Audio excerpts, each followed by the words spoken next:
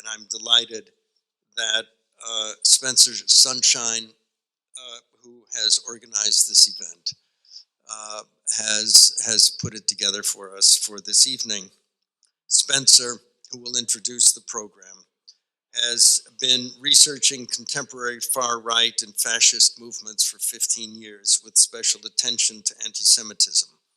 Since 2016, his blow-by-blow coverage of the U.S. far-right's meteoric rise to power has appeared in publications like Truth Out and Color Lines.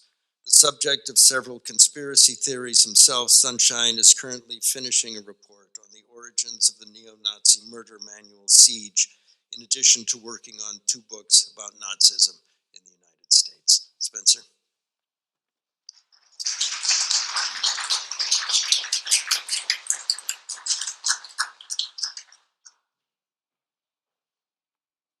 Thank you all for coming. I wasn't sure who was going to come out this evening.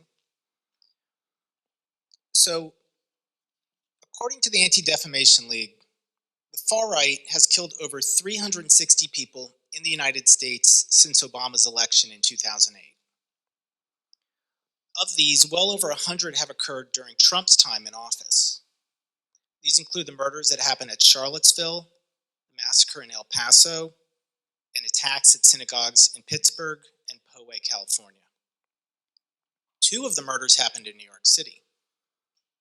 In 2017, a white supremacist traveled from Baltimore intent on committing a killing spree because he was angry that black men were having relationships with white women. Almost 3 years ago, on March 20th, he murdered Timothy Kaufman in Times Square. 2 years after that, in March 2019, a follower of the QAnon conspiracy theory killed a mob boss in Staten Island. And these are just 2 of the 360 murders since 2008. The interesting thing is when you look closely at the data, the far right actually kills a broad spectrum of people. For example, in 2019, 38 murders were committed by the far right. According to these, when you break them down, 25 of them were politically motivated, including 22 people who died at the El Paso massacre in the Walmart. 2 of them were murders of other far-right members, and 11 of them were non-ideological, of which 5 of these were murders of the perpetrator's family members. So Chip's going to talk a little more specifically about the specific dynamic that drives many of the politically motivated attacks, but I'm going to talk a little bit about the bigger picture. The political targets of the far right range in specificity, and they include Jews, people of color, and specifically sometimes they target either immigrants or religious groups like Sikhs and Muslims. They target interracial couples where one person is white. They target feminists and women who are seen as rejecting some kinds of men. They'll target the LGBTQ community. The homeless are often killed in initiation rites. There'll be shootouts with police and other law enforcement. They kill federal workers.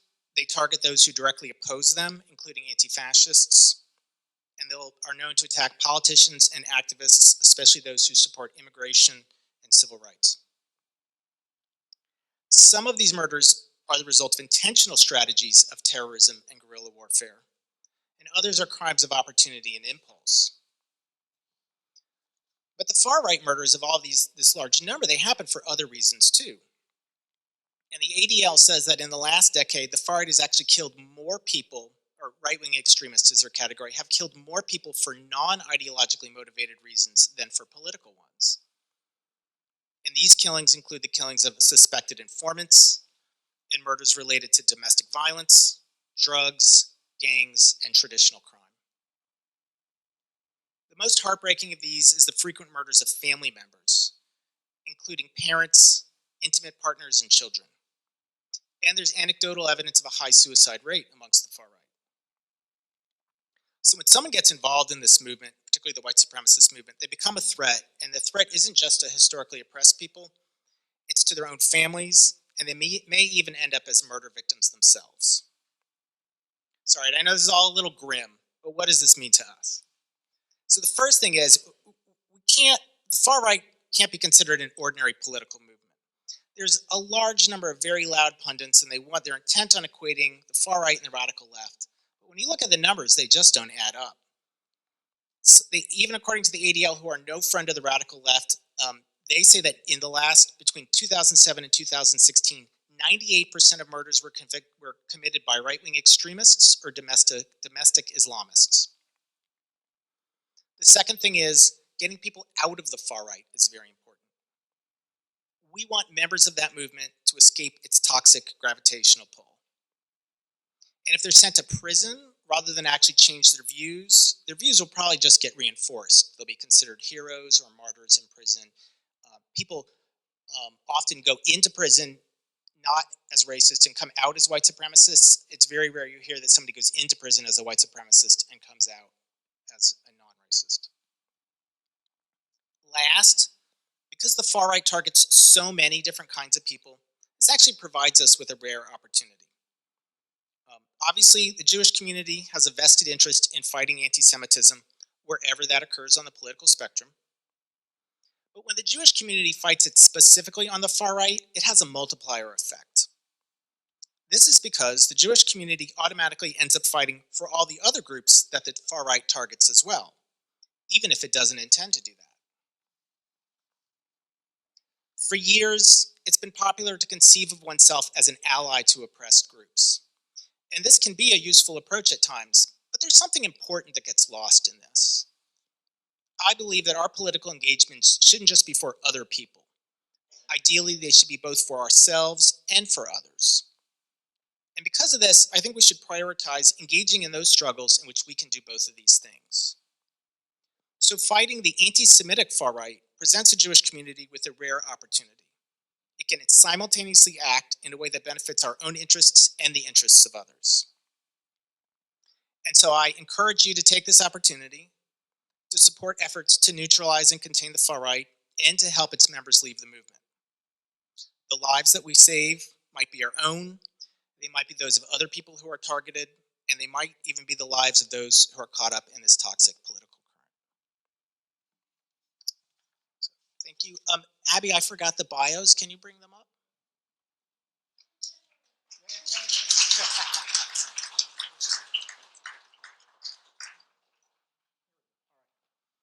Chip Berlet is an investigative journalist and an independent scholar who has studied far-right movements and conspiracy theories for over 40 years, including 3 decades as the senior analyst at the think tank Political Research Associates.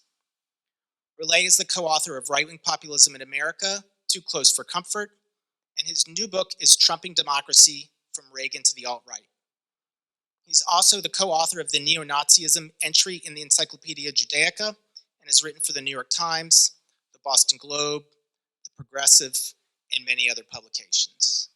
So, and beforehand, before we let Chip speak, I want to have a little special presentation on behalf of both Abby and I and the other former members of Political Research Associates.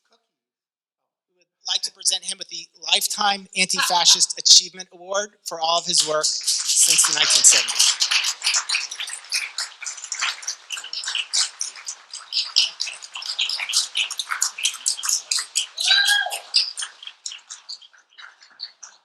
I just want to say that Chip has created a school. There's the Berletian scholars of the right. There are many of us who he has mentored over the years, written articles with us, helped us connect politics and our scholarship and understanding some of the ethical quandaries. So he has given birth to many people, and in this sphere. So thank you, Chip, for everything.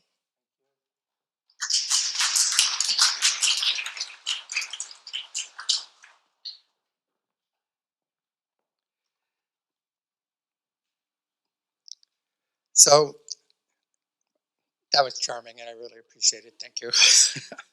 I have a telegraph key, which I'm going to hand down to this gentleman here, and it's going to be passed around as a little note, because what's really crucial in understanding is that mass genocide, not just genocide, but mass genocide in a mechanized way, depended on mass communications. And the first example of that was the telegraph in the genocide of the Armenians, which allowed the Armenian army to send forces out to specific places.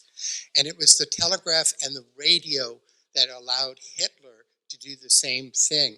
And if we look at what's happening today, we're seeing these new mass communications systems being used. And society has not come up with a way of dealing with the power of them in mobilizing resentment, which was the name of the book by Gene Hardesty, who is my mentor. I'm very honored to speak here tonight. I have to put my ASA, disclaimer, American Sociological Association. I'm not a sociologist, but I play one on TV. I've published dozens of peer review and scholarly papers in sociology. I did not want to do this. I was dragged kicking and screaming into it by people who said, you know so much, you have to write stuff with citations. I was in the yippies, come on. So anyway, that's what I've done for about 30 years. I would say a more accurate term for this presentation tonight is Jew hatred and murder. But I assume the term anti-Semitism is understood by all of us here tonight. I have many colleagues in the audience tonight. I think it's important to look at the words we use to describe the phenomena. I have friends and allies who use the terms extremism and hate as the way to introduce people to the problem. I don't think those words are useful. I think we need to name the target and name the crime. So anti-Semitic murders or anti-Jewish murders or murders of Jews is a much better way than to talk about the extremism of the far right. There's no way that has the power of actually naming the target and naming the violation and crime. To understand the contemporary murderous far-right attack on Jews and others, we need to explore the relationships linking anti-Semitism and racism and male supremacy, fascism, neo-Nazism, but also something I call, and a lot of scholars call, apocalyptic violence. And apocalyptic violence is just the idea that time is running out, an important confrontation is about to occur, it will decide whether good or evil will prevail, and at the end of this struggle, the world will be changed. That's all the word apocalypticism means. I worked with a group at the Center for Millennial Studies at Boston University, and we talked about how this is such a powerful force throughout history. And there are many people who write about the history of anti-Semitism that talk about apocalyptic Christian movements in regards to attacks on Jews. And some of their books are very well known.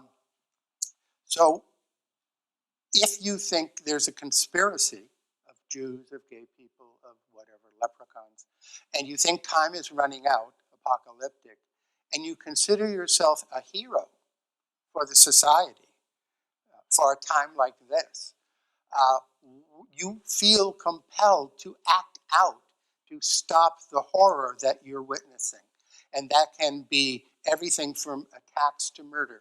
Now, there's a whole set of interesting ways in which this happens. It starts with what one scholar calls narratives of evil, narratives of fright, narratives of fear.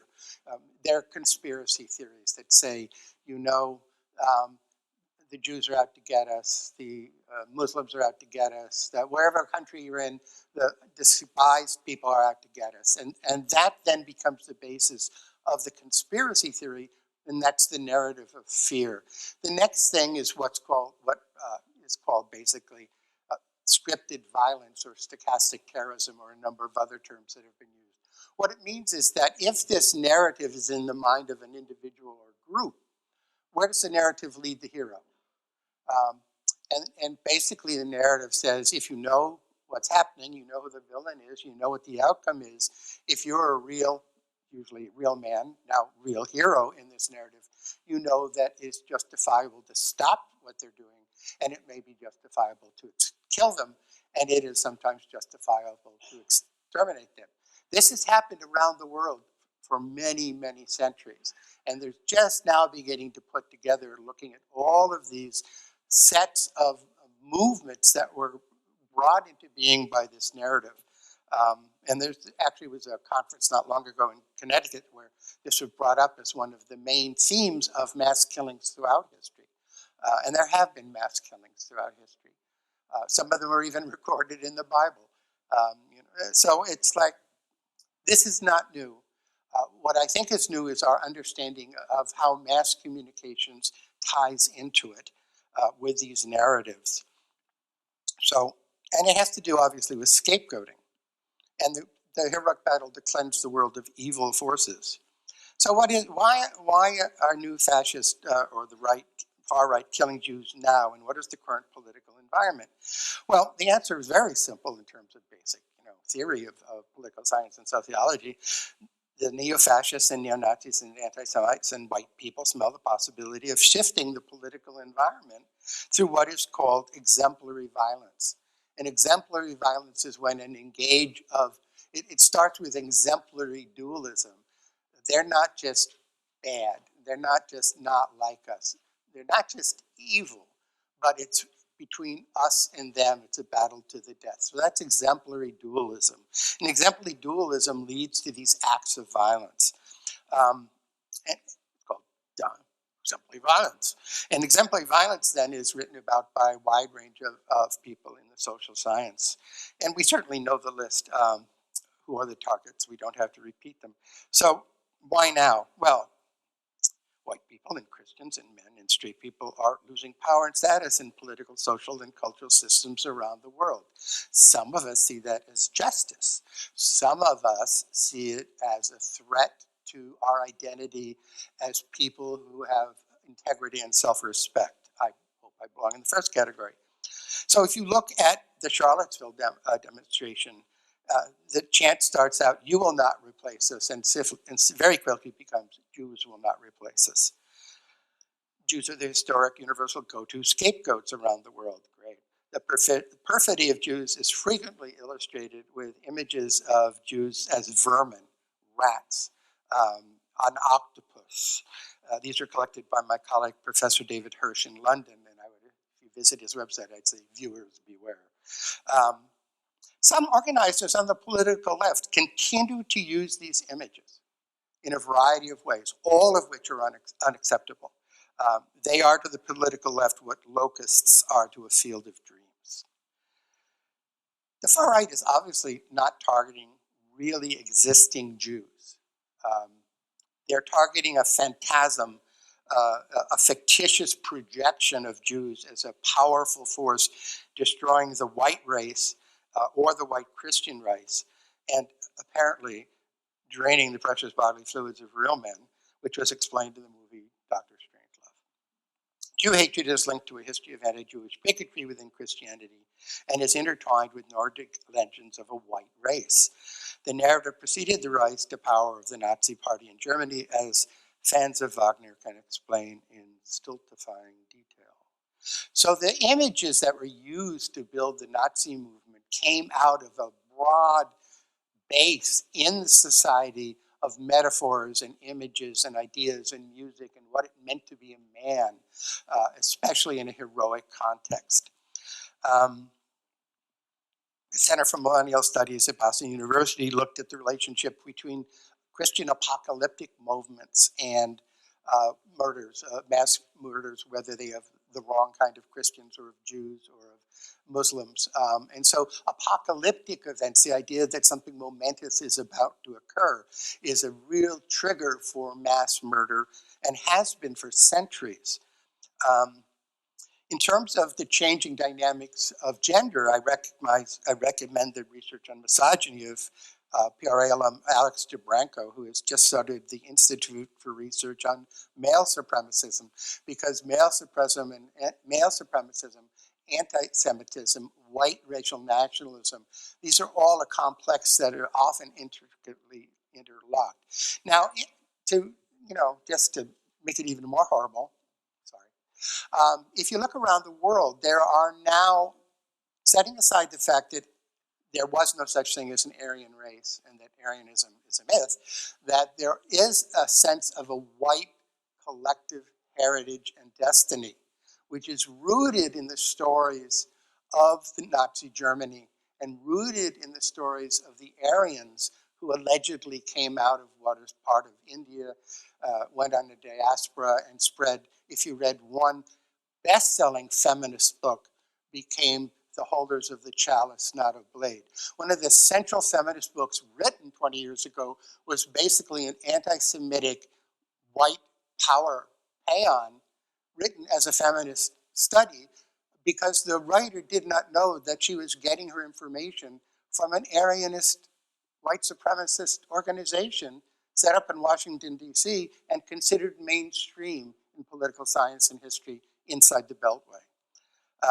Great. So if you look now at what's happening in India, in Russia, and the United States, and the linkage of racialism with religious integralism, all of this has the same root, and all of it has the same metaphor, which is that we are the chosen people, whether you're Hindu white people, or Russian white people, or Christian white people, who claim to have made great strides in reaching out to people of color communities, and to an extent is true, but people of color do not hold the power in the Christian right. They just don't. So what we're talking about here then is seeing this linkage between race and religion and masculinism going on around the world, and yet it's very difficult to see if for no other reason because the language difficulties. And so what's happened is there's a group of us who've been sharing stuff among English-speaking scholars around the world looking at this. We never can talk in plain English. Pan-Aryan religious integralist movements. Anyway, there must be a better way. White supremacist nutcases. I'm sure someone will come up with a term. But that's what's happening all over the world now. And that's what Donald Trump is embedded in with the Christian right. And some of his supporters who are in the quote-unquote soft white nationalist movements. Now, we'll hear more, especially with our next speaker, about how soft that really is in terms of white nationalism spreading around through different vectors. Many folks in the U.S. Christian right also believe Trump is a modern-day King Cyrus. For those who didn't read the Old Testament, King Cyrus was, in ancient Persia, freed the Jews from bondage. Now, Cyrus was kind of a jerk and a bully. Oh wait, Trump is kind of a jerk and a bully. And the metaphor is the same for the Christian right. King Cyrus and Donald Trump are troubled, they're depraved, they're flawed, but they're going to help us take the next step towards our liberation. For Jews, it was freedom from bondage. For the Christians, it's a move towards Jerusalem, where they intend to wreck the Muslim shrines on top of the Temple Mount, because that's Haram al-Sharif, build the third temple of Solomon using blood from a steer being raised in Texas by Christian right guys, so they can slaughter the steer and dedicate the ground and rebuild the third temple of Solomon on the Temple Mount, aka Haram al-Sharif. How many people think that that's going to just be a peaceful enterprise? Right, I don't see it. I think there might be some trouble there. But if you want to know how Trump pays back the Christian right and this very scary and I think, frankly, racial religious kind of bond that he's formed with most of these people, it's basically, it doesn't end well. I don't know how else to say it. And for people who think the Christians are such a good friend to the Jews, please remember, I'm a Christian, I study the Bible, and in the end of the book of Revelation, Jews are rounded up and stuffed into a giant wine press like the grapes of wrath as the man on the white horse arrives. And as they're squeezed to death by a vengeful God, their blood flows up to the knees of horses down the valley of Megiddo, thus Armageddon. The narrative of the Christian right ends with Jews, except for 144,000 who convert at the very last moment. The Jews are all murdered. Okay? Now, what's the narrative? And I'm not saying this is connected directly. I'm saying it is a metaphor that is floating around now. It's the same metaphor of the far right. Jews will not replace us. In fact, it is open season on Jews because because they are the enemy.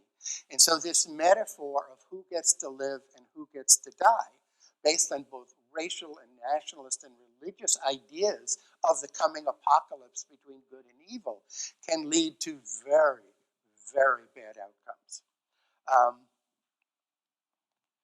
And Man on the White Horse, Wine Press, Grapes of Wrath. This is embedded in the American psyche through our very study of in our schools. So, I'm hearing voices. Trump is not a modern day Cyrus, but it doesn't matter. Okay, so on top of this, there is all over the world now among English, not just, but Christian evangelicals read a series of books called the Left Behind series, which in the United States in English alone sold 10 million copies. There are hundreds of millions of copies. I have a friend in Israel who wrote about this. It's one of the most disgusting anti-Semitic tropes ever published in book form. It is full of anti-Semitic references, as well as many other outlandish references, and all of it ends in a bloodbath. So hundreds of millions of copies of this have been circulated around the world. And it's such a problem that like 20 years ago when it was first coming out, I actually attended a giant international conference at a seminary outside of Boston where, people from Protestant, Jewish, Roman Catholic, Orthodox Catholic, from all over the world, these religious leaders came and said, how do we explain to our parishioners that this is like, it's not what we believe in. This is heresy. But you can't get up in front on Sunday and ask for the collection and say, oh, by the way, you're all heretics. So it became very difficult then for religious leaders to sort of intercede in their own congregations to deal with people who were talking about this mythical and horrific bloodbath vision, which had nothing to do with the actual religious beliefs of the denomination, whether it was Protestant, or Roman Catholic, or Orthodox Catholic, or anything else. And there was no answer. In fact, it was very impossible except one-on-one with parishioners saying, I don't think that's what we believe. No. So it's a problem. So I think that the U.S. Christian right is having both a politicized religious moment as well as a political religious moment. That's a difference. So that there's a politicized religious moment as well as a political religion in the sense of Vogelin. Now, I know most of you have never heard of Eric Vogelin. I had never heard of Eric Vogelin. Eric Vogelin, before Hannah Arendt, wrote the thesis about what happens when people become engaged in politics as with the fervor of it being a religion. In other words, it's not when religion and politics merges. It's when people engage in political activism with the religious fervor of a spiritual belief, okay? And so Vogelin got forgotten. But then there was this group of people in the 90s who started putting out a journal called the Journal of Totalitarian Movements and Political Religions. And I got asked to be on that journal. I said, I don't know what they are. And they said, okay, that's okay, we're going to assign you studies. So they assigned me studies. And what I found out is that Vogelin was right all along, that throughout history and today, we are looking at political movements which are being energized by a belief among the members in those movements that they're on a mission. It's sort of like the Blues Brothers on smack. I mean, they're just totally obsessed with the idea that, they have this mission and they've got to complete it.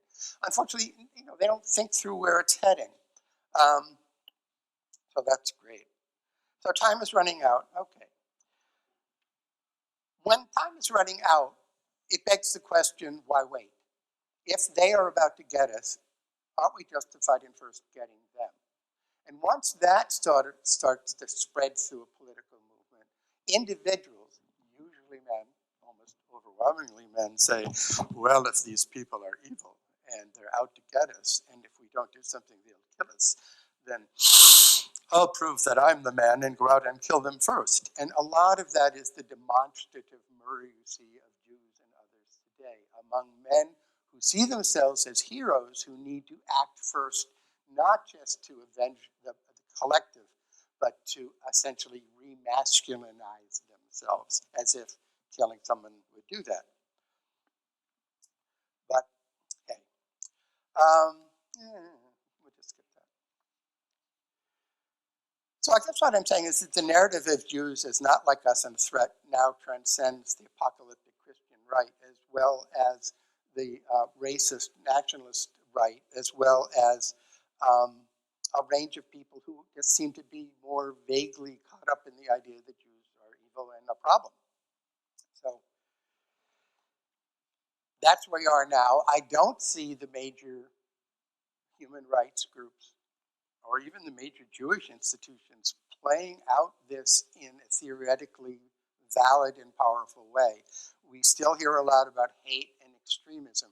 We don't hear a lot about the fact that there are political ideologies and religious ideologies that have been studied since Vogelin in the 30s, and with Hannah Arendt, and with dozens of others, looking at what happened in Rwanda is a wealth of information about how this happens in a closed society. I think I will say that I have a few friends who work in some of these units, and certainly the new Center on Hate and Extremism. I know I don't like the words, but hey, he's a friend, and he's doing good work. At Bard, they're beginning to look at this with a much more theoretically powerful framework than just saying, extremists aren't like us. Well, extremists are like us, except they use different forms of violence. So I would say when you're tempted to use the word hate or extremism, see if you can come up with another paired language. Murdering Jews, killing Muslims, stopping gay people. I mean, the pair is what matters. The front and the target. The front and the target. I was down at the Carter Center in Atlanta looking at Islamophobia, and people came from all over the world. And it was astounding how many of us came in with exactly the same message. We know how this works. It's been studied for decades. The problem is people don't hear about it in the mainstream media, and the mainstream institutions are reluctant to call it what it is. Well, it's genocide, it's race hate, it's anti-Jewish bigotry and murder. We know the terms that we should be using, but you don't hear them on network TV. You very seldom hear them anywhere among people who are quote-unquote respectable. So Vogelin's famous for he has a famous quote, I have to say this, goes, don't monetize the eschaton. What does that mean? It's incomprehensible. But it basically is, don't try and build heaven on earth in the here and now, because it always ends badly. So what he's saying is, if your belief is this kind of supersonic idea of basically washing away all that is evil and enforcing all that is good and deriving that from the power of a God, it never ends well. So there you go. Nazis kill Jews because it is a transcendent political act, and in some cases a religious duty. The far right is part of that movement. Stop trying to understand the logic of it, whether it's a political organization or just far right individuals who are on a rampage, because it only becomes logical if you live inside the head of a neo-Nazi. And I got to tell you, I don't recommend that approach. Thank you.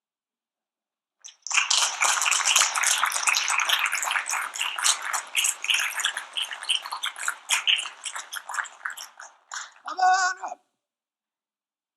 So I have up here, while she's coming up here, I have a bunch of white roses for the White Rose Society, and if you haven't heard of the White Rose Society, do look it up online. I'll do a little magic trick later. You need a watch? Oh, he's going to introduce you. We've done so much rehearsing. Okay.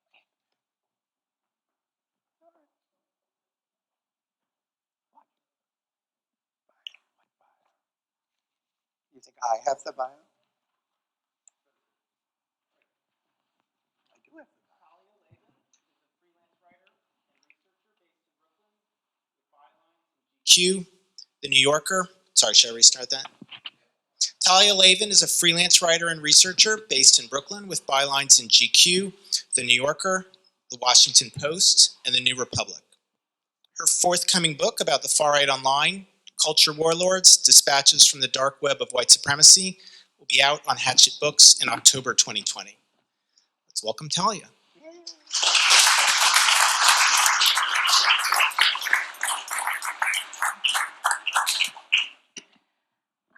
Hello. Thank you all for coming out. I have to note, I'm coming straight from my family's Purim Suda, our meal for Purim, and I went to Shul last night, and after a year of researching the far right, very immersively every day, I very lustily booed Haman this year. I think that it's a story, the Book of Esther is a story of the recurrence of genocidal logic, and that's why we boo each year. Let us add insult to injury. Let us hang him in the public square. Fuck fascism, fuck Nazis, across time and forever. And with that, no, I have, so 2 caveats. I'm speaking after what we might call a gadol, a giant of the field, and I've only been involved for a couple of years. And then the second thing is I have a panic disorder, sometimes get a little nervous speaking in public, so I'll do my best, bear with me. And I'm going to read, trying to figure out what to say today was a minuscule process of editing my book, which is that I have trouble cutting down what I'm saying. But I'm going to read a little bit from the introduction to my book, Cultural Warlords, and then a little bit from the very lengthy chapter on anti-Semitism. And I trust that Spencer will keep me from going too far over my time. So I'm just going to read a little bit from the introduction, which sort of talks about the process of researching for the book. Every day for nearly a year, I immersed myself in chat groups and websites and forums where photos of lynchings were passed around like funny memes, where "Kill Jews" was a slogan and murderers were called saints. On the anniversary of the Pittsburgh shooting, I watched them celebrate Robert Bowers, the murderer of 11 Jews at prayer, like a hero and a friend. I listened to strangers talk about killing kikes every day. I listened to strangers incite violence and praise murder, and talk about washing the world with blood to make it white and pure. I listened to their podcasts. I watched their videos. I listened to their atrocious rap battles and watched them plan to meet up and celebrate the racism that was their raison d'etre. Before I started writing, I was already the top Google search result for greasy fat kike, which is every girl's dream. Thanks to the neo-Nazi website, The Daily Stormer, I had already had a hate group send my parents a postcard with the Nazi-era slogan, "Blood and Soil." I had already had my sister's names published on a white supremacist social media site used by the Pittsburgh shooter. I thought I was ready for what researching this book would do to me. I wasn't. As I write this now, I feel myself incandescent with the kind of anger that doesn't just last an evening. It's an old cliche that lovers shouldn't go to bed angry. Well, for the past year, I have gone to bed with my anger and woken up with my anger and gone about my day with my anger hot and wet in my mouth like blood.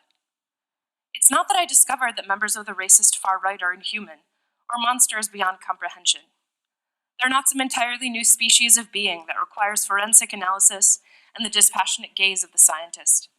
They're not uniquely stupid or uniquely mired in poverty or uniquely beset by social problems or even members of any specific socioeconomic class. They're not monsters, they're people. Just people, mostly men and some women, all over this country and this world, who have chosen to hate, to base the meaning of their lives on hate, to base their communities of solidarity on hate, to cultivate their hate with tender, daily attention. They are just people. People with an entire alternate curriculum of history, who operate within an insular world of propaganda built to stoke rage and incite killings for no other purpose at all. There are rich men and poor men, tradesmen and office workers and teenagers and men cresting middle age. They eat and sleep and sometimes drink too much and sometimes are sober. They're lonely, some of them, horny, some of them, sometimes depressed, and sometimes confused and sometimes joyful. They're people, just like you and me. They could work in the next cubicle over and you might not know it. Sit one seat over in class from you and you might not know it. Live in your neighborhood, play on your sports team, and you would never know that deep in the night they trade photos of lynchings like baseball cards and laugh. But I know them now, these men and women. I've seen what they write and how they talk and what they read and even how they sing, poorly. It is precisely their humanity that angers me so much. The hate they promulgate and the violence they desire are the culmination of dozens or hundreds of small human choices. They choose every day and every day more of them to create alternate identities that embrace the swastika and the skull mask and the Totenkopf, the worst of history and the worst of the present melding seamlessly. They choose to dream not of peace or equality or of anything better than the sorry, ragged world as it is, but of a worse world, riven by terror, awash in the blood of those they consider subhuman, which means anyone not white, which means anybody Jewish, which means anyone who fights back against their putrid cancer of an ideology. Their dialogue is unremittingly puerile and violent. Everything about them goes back again and again to violence as hummingbird does to nectar. It is what they crave. It fills them with a fleeting sense of virility and meaning. The fear they can instill makes them feel powerful. The murderers they celebrate are their brothers in arms. And I admit that as I researched this book and wrote it, the anger I felt calcified into a parallel hatred, one not based on skin color, but on the sheer accumulation of vitriol I consumed, and the way people I'd never met spoke about killing people that looked just like my nieces and nephews, my cousins and aunts, my lovers, my friends, and me. In a sense, I began to enjoy deceiving them, taking an acrid little pleasure in my own duplicity. But anger at these bigots was only part of what I felt. Some of my rage became directed at the people who opposed strong action against neo-Nazi and far-right organizing. I raged against white moderates, the people who don't believe in deplatforming Nazis from every perch they get, or facing down their marches, depriving them of audience and influence, and a safe perch from which to spread their bile. The people who say, ignore them, let them march, let them tweet, let them speak on campus, let them have their say, and they will be defeated in the marketplace of ideas. The people who bill themselves as reasonable, who say, let them air out their arguments. But the effect of these ideas when they are aired out is like Zyklon B. Studying them as deeply as I have has made me realize there is no amount of such rhetoric acceptable in the country's discourse, just as there is no acceptable amount of poisonous gas to let seep into the atmosphere of a bedroom. To assert otherwise is an argument born of self-congratulation, the argument that being tolerant of violent racism is just another form of tolerance, and not a capitulation to the far-right's own view of their legitimacy. There is racism of many types. The milquetoast-seeming intellectual pablum of identitarianism, the straightforward violence of accelerationism. There is racism bound up in religious ideas, racism bound up in pseudoscience, and all of it is poison. And to allow any of it to be aired, particularly under the mealy-mouthed argument for tolerance, is to give way to a movement that seeks absolute power and the total destruction of its enemies, who are its enemies by virtue of the immutable characteristics of their birth.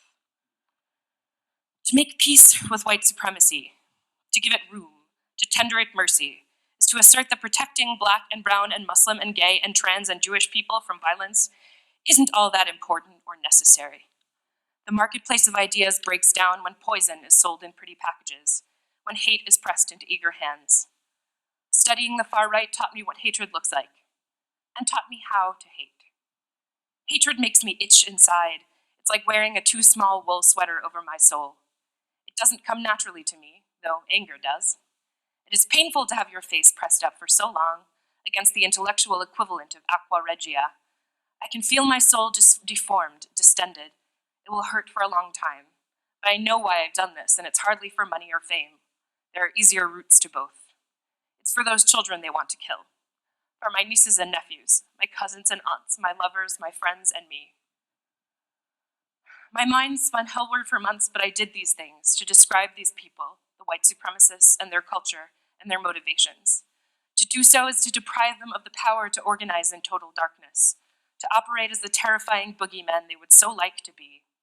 It is to drag them by their hair into the light and let them scream. I will never forgive them for hating me and everyone I love as much as I do. I have friends who neo-Nazis have publicly fantasized about raping and flaying and murdering and leaving for dead, and I will never forget it. I will never forgive them for making me hate them as much as I do, for folding a red loathing into my soul. So I ask you to fight for a better world for you, for me, for all the Black kids and Muslim kids and Jewish kids and trans kids and brown kids who deserve a world free of the verminous miasma of hatred. Let us hold it to the light, this wet, rotting, malodorous thing, and let it dry up and crumble into dust and be gone.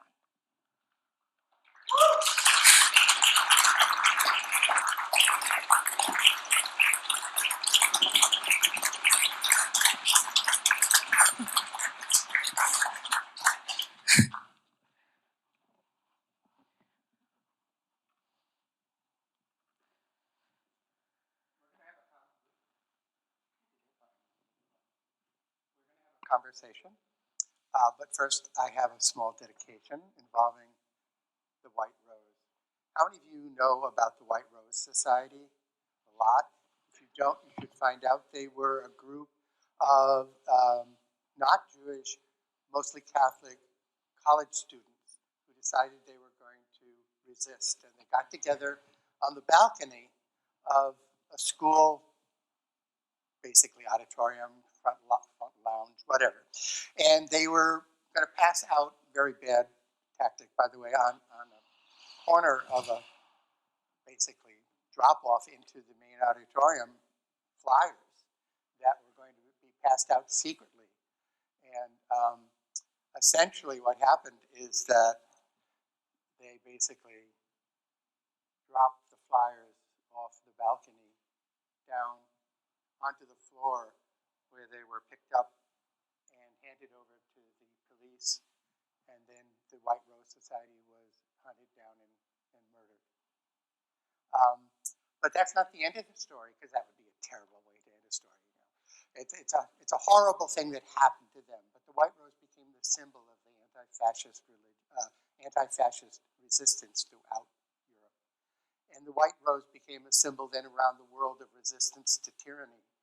And the White Rose then became a metaphor for people who stood up and fought back. And we honor the memory of the White Rose today. We honor the memory of all those who resist. And as you must know, the White Rose can never be destroyed. Thank you.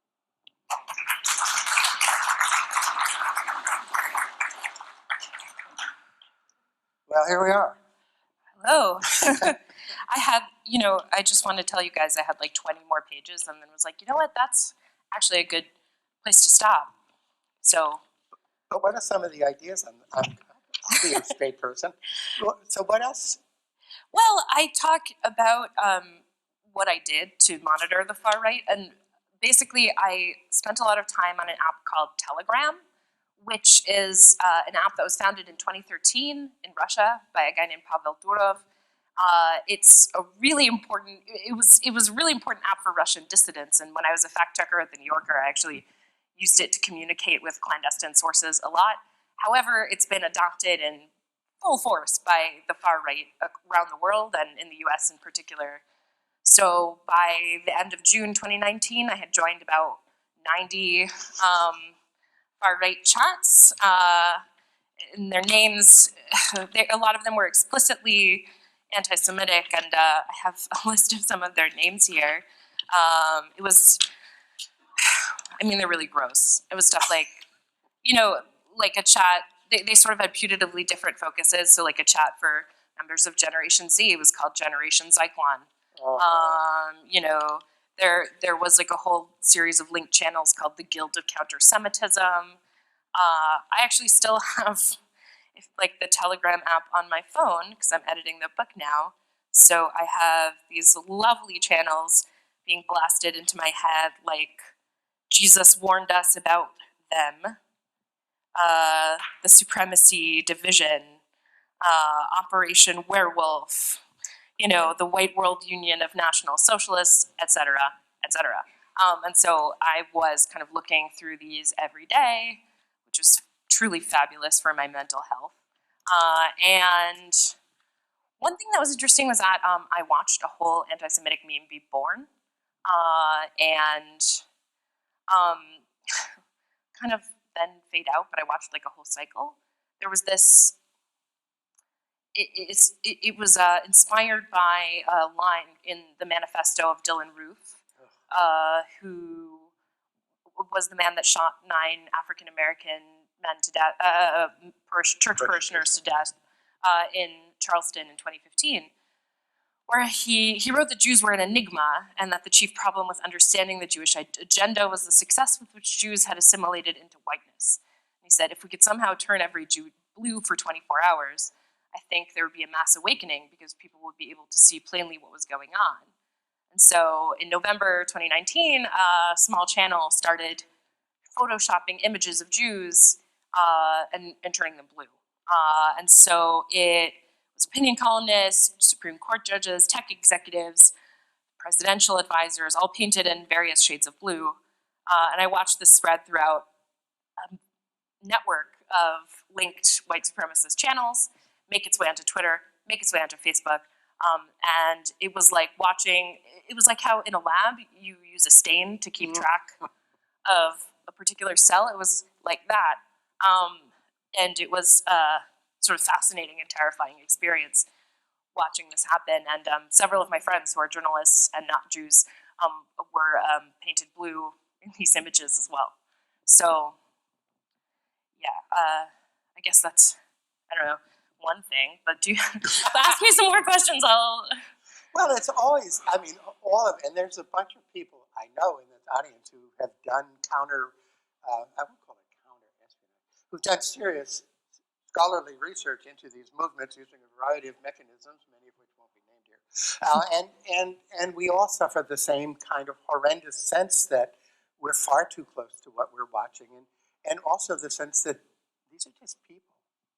And it's that dichotomy. They're just people you have normalized, except they want to kill you. And that's very hard to deal with and remain kind of balanced, don't you think? Oh yeah, it's terrifying. Like, I would just wake up in the middle of the night and like, you know, look at my phone reflexively, and what's on my phone is like, you know, gas the kikes. I'm like, oh geez, how am I gonna get back to sleep? You know? Right. And then, but it's these same people that are talking about, oh, my boss, my day job, my kids, my wife. Sick, right? Yeah. Like, I think there's this really dangerous sense that like people desperately want white supremacists to be a guy named Cletus slobbering in his mother's basement. No one you've ever met, like no one you'll ever know, or like you know, they want Nazis to be the Nazis from the Indiana Jones movies who like show up in SS uniforms and like are basically exist to be punched in the face. And like the truth is, these are morally complex people, and as you put really eloquently, like their motivations for joining this movement are not that dissimilar to why someone would become a socialist or even join like the Joe Biden campaign. It's like to be part of something bigger than themselves. They feel lonely. They feel lost. They're atomized. And they watch one YouTube video that leads to another, and maybe they find someone in the comments that's recommending a channel, or, you know, they're on Twitter and they find someone else talking about these ideas, and that's how these movements grow. It's not alien. It's not, like, it's so scary, and I hate being the messenger of this, but, like, it's not a dumbass named Cletus. A lot of these people are very stupid, but, you know, a lot of everyone is very stupid. Like, they're not uniquely stupid, and they're not uniquely poor, and they're not uniquely anything.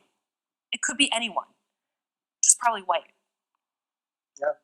You know. That's the entry card. Yeah. You're white. Yeah. Well, a lot of these groups to join like sort of more specific, like serious radical Telegram groups will make you post a picture of your foot or your hand next to like a racist text to show that you're white enough to join, or your nose to show you're not a Jew. There are Jews with small noses, so, you know, but yeah, it's like post a picture of your hand. That's like a pretty classic test. Oh, yeah. I don't know, I get kind of swarthy, so. But there are ways around it. But there's a Anyway, burden. That's a heavy load you took on. well, yeah. I mean, the weirdest part was like, because I have like a lot of followers on Twitter.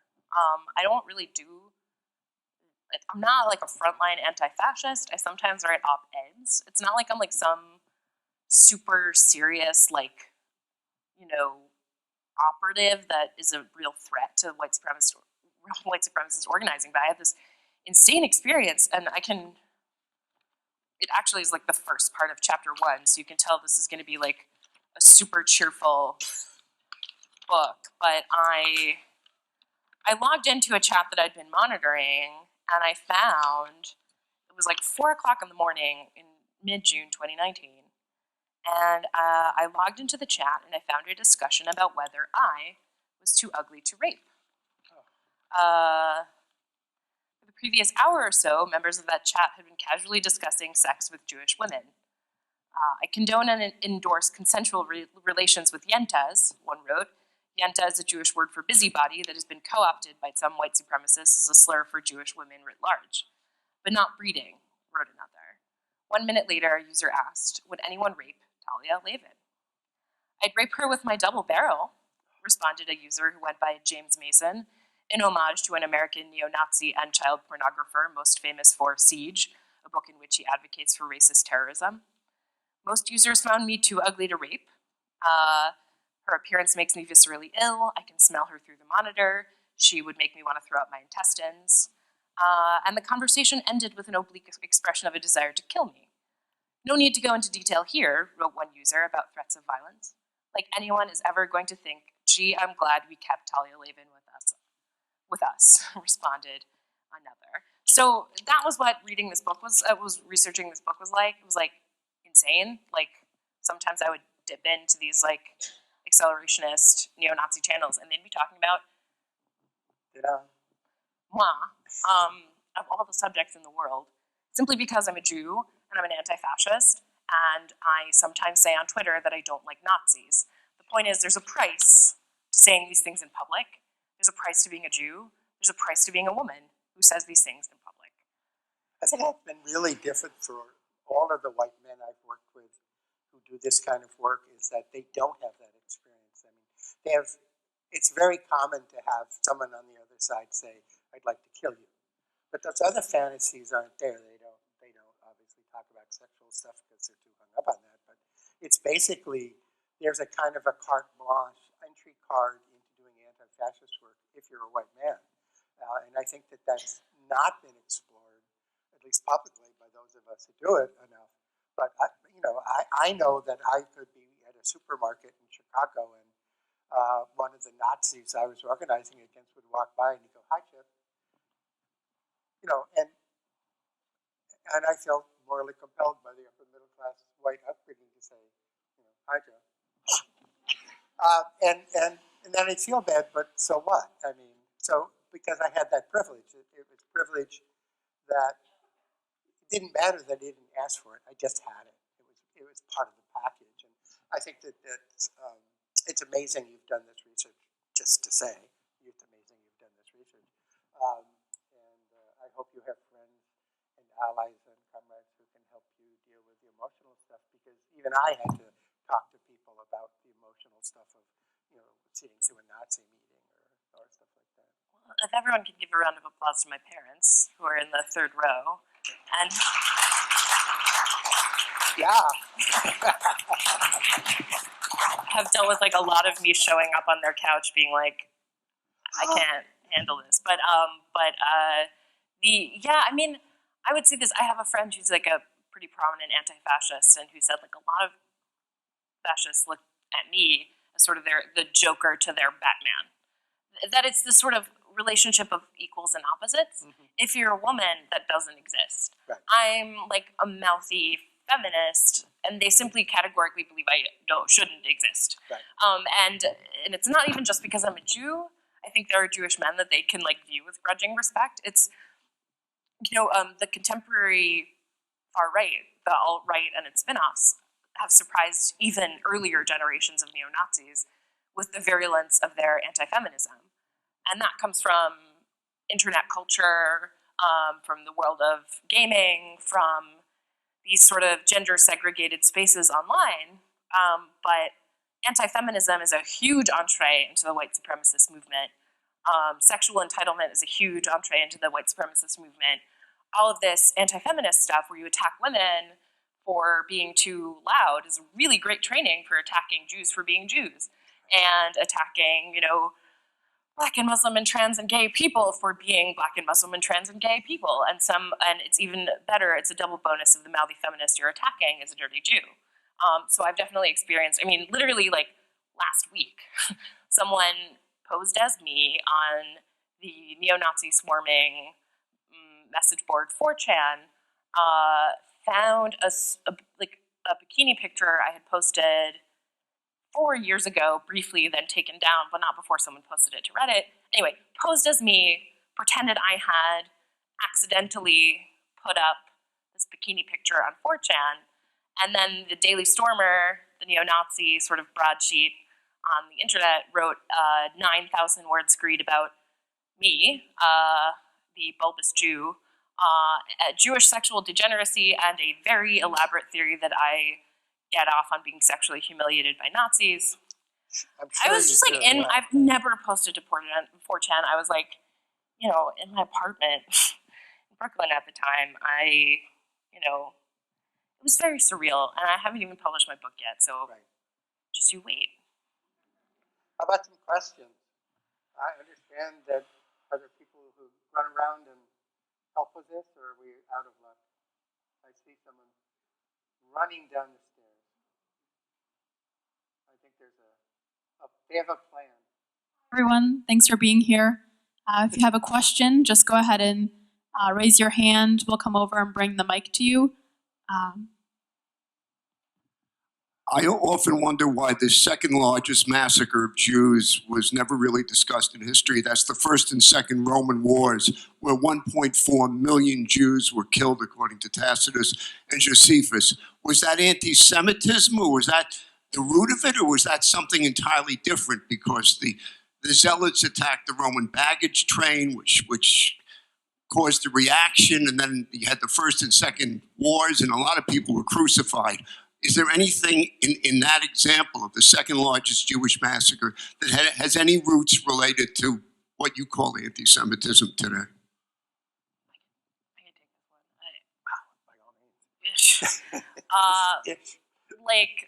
No. I mean, the stuff we call modern anti-Semitism has its roots in like the Protocols of the Elders of Zion. It's largely a 20th century invention. Prior to that, you had like Christian bias against Jews and these latent innate Christian anti-Jewish biases that come from the texts of Christianity, and then were inflated by the medieval church. I can't speak to the ancient Romans. I stick more to contemporary internet stuff and went as far back as like 1500 for my research, so apologies. Genocides go way back. There are all kinds of genocides. And I think that we tend to not understand the linkages, especially in the Middle East, of various groups of people moving in and over each other and around each other and setting up. You know, I just finished reading a wonderful story about the Philistines and who they really were, you know, because we mostly know about the Philistines from one point of view. Well, now, anthropologists and others are sort of saying, wait a minute, these are real people. They weren't, just jerks. And I guess I'm going to end up where you are, which is that at some point, this kind of universal distaste for the other, which you could find anywhere in the world, began to meld around the theories of scientific racism and phrenology, and then the really cockamamie idea that there was an Aryan race, and there was an Aryan language that went all over the place. So I think it sort of was in a potboiler for a while, and then emerged sort of around the same time in the late 1800s. Yeah. Anyone got any questions later than ancient Rome? No, Chip, you were talking about before about talking about people approaching politics as religion. And I can understand how that can turn into fanaticism, that, God said it, I believe it, that settles it. No, that's not what Vogelin, But, I'm sorry, this is so Yeah, tough. it's, Vogelin was saying not that people adopted a religious view at all. It's that they practiced their politics with the same fervor as if it were a mandate from God. But it's not at all a religion. yeah. I mean, it happens. There I are was religious little, people who but, choose. I mean, I think, people in the civil rights movement, were practicing their politics like, it was a mandate from God. I mean, maybe, for people like the Freedom Riders, it was more like courting martyrdom than it was, God told me to kill these people because they're evil. But still, like the civil rights movement was, a lot of it was very religious, especially the people who were, out there risking death, like the Freedom Right. Riders. I totally agree with you, but and I'm a practicing Christian, as I say, I'm going to keep practicing until I get it right. The civil rights movement had all sorts of religious folks involved in it, and also non-religious folks. Also, a lot of commies who get written out pretty, blithely. But it's what Hannah Arendt pulls the concepts of totalitarianism out of the work of Vogelin, and others have said that essentially this is when a group of people become essentially fanaticized. And Vogelin was explaining it one way, and Arendt explains it another, and there's a lot of explanations. There's some new research, very good. There's actually a page on lone wolf terrorism on Wikipedia that 10 minutes ago was pretty good and looks at all of these things.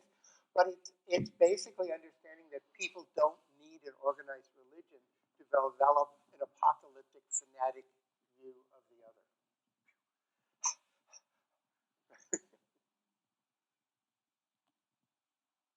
Hi.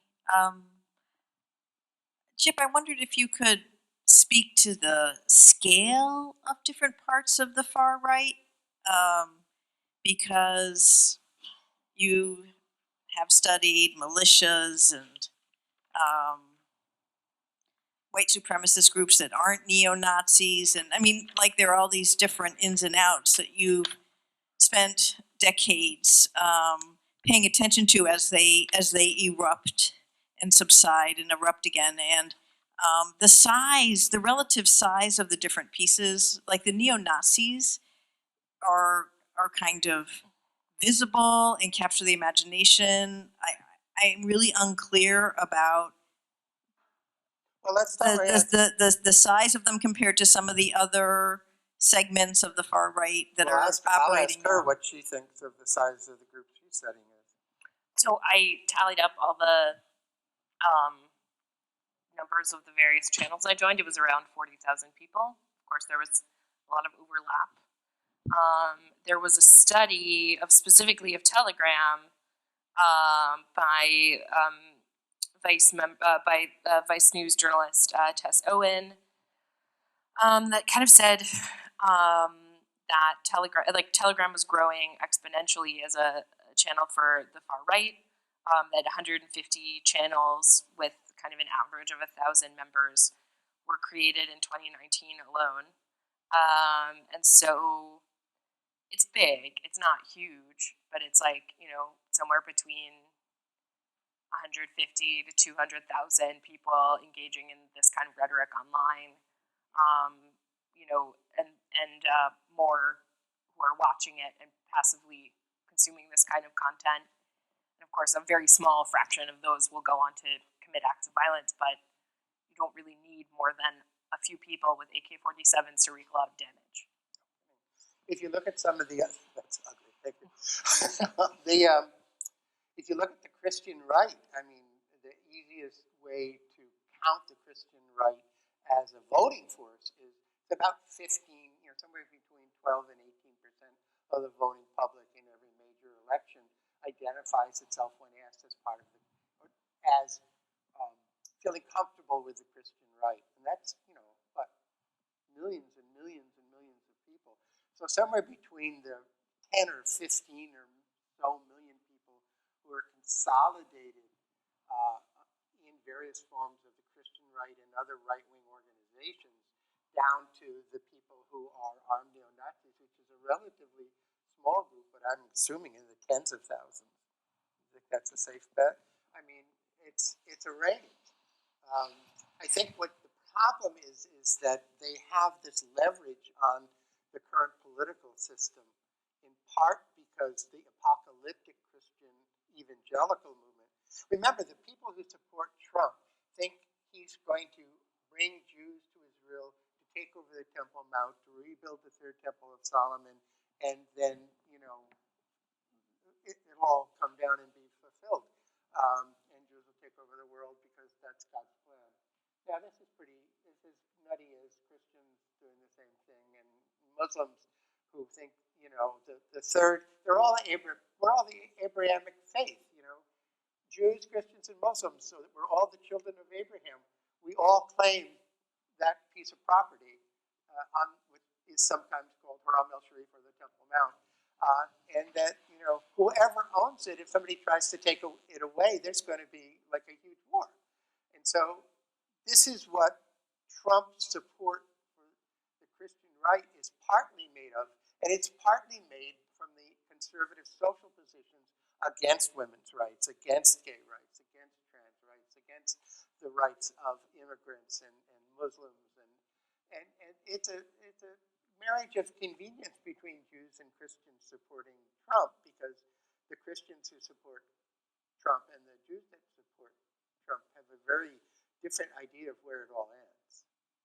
Yeah, well, I mean, there are a lot of Jews who are okay with Christian Zionism simply because they don't believe the end of days are going to come to pass. Is that right? And right. So it's kind of like, well, it's a marriage. It is a marriage of convenience. It's nice to have powerful allies, and you just don't look too closely at their motivations. Right.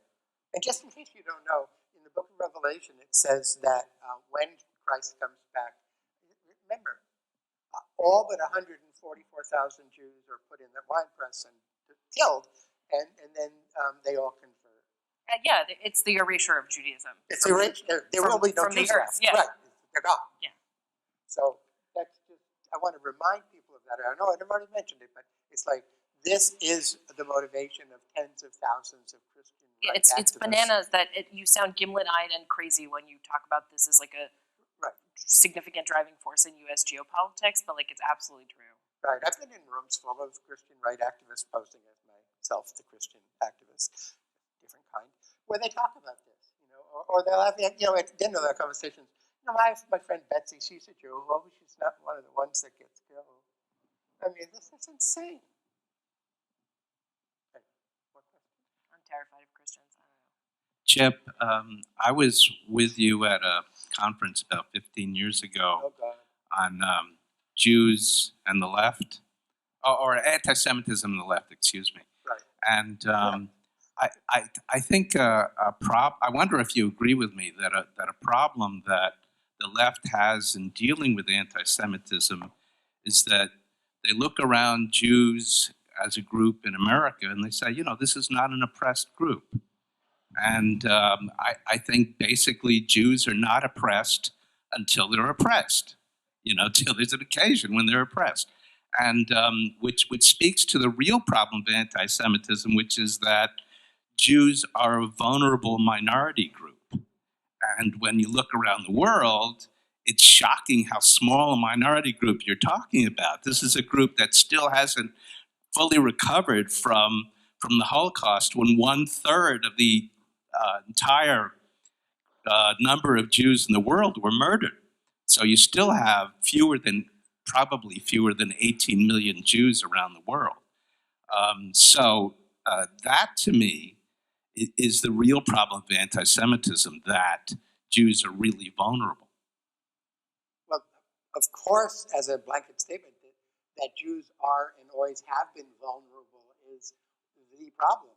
But if you're looking at ideological issues on the left, I mean, there are all sorts of, there's a huge variety of left positions of what it means to be a Jew and whether Jews can be, allies in Israel and Palestine. And it's a complete mess.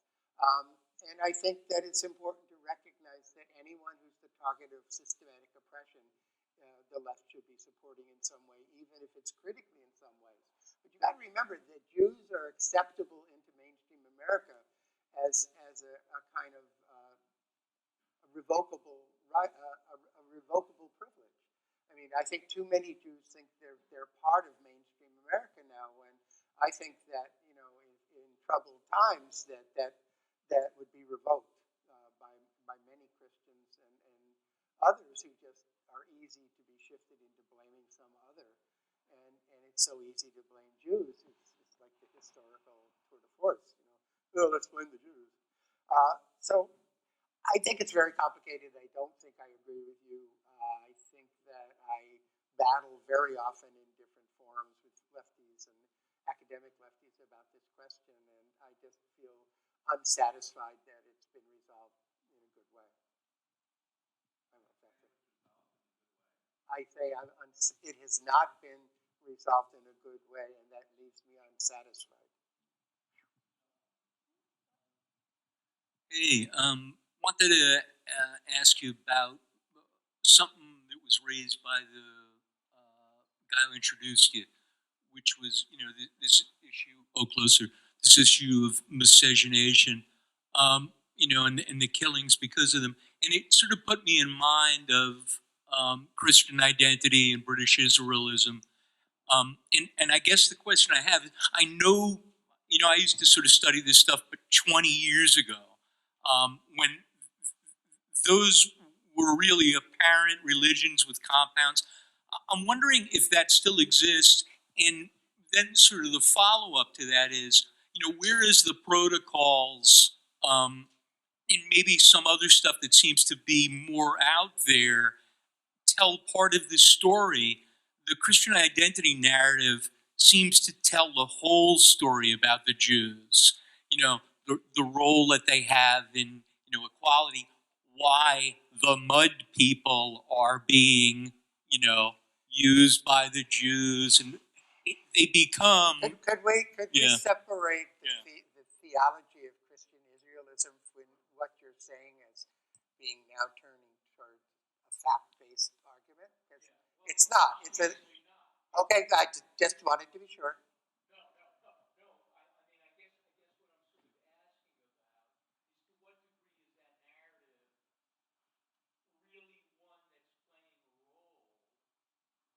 I mean, it's a small role, but have you run across Christian identity on the online stuff? Because it's still around, but it's not the main trend.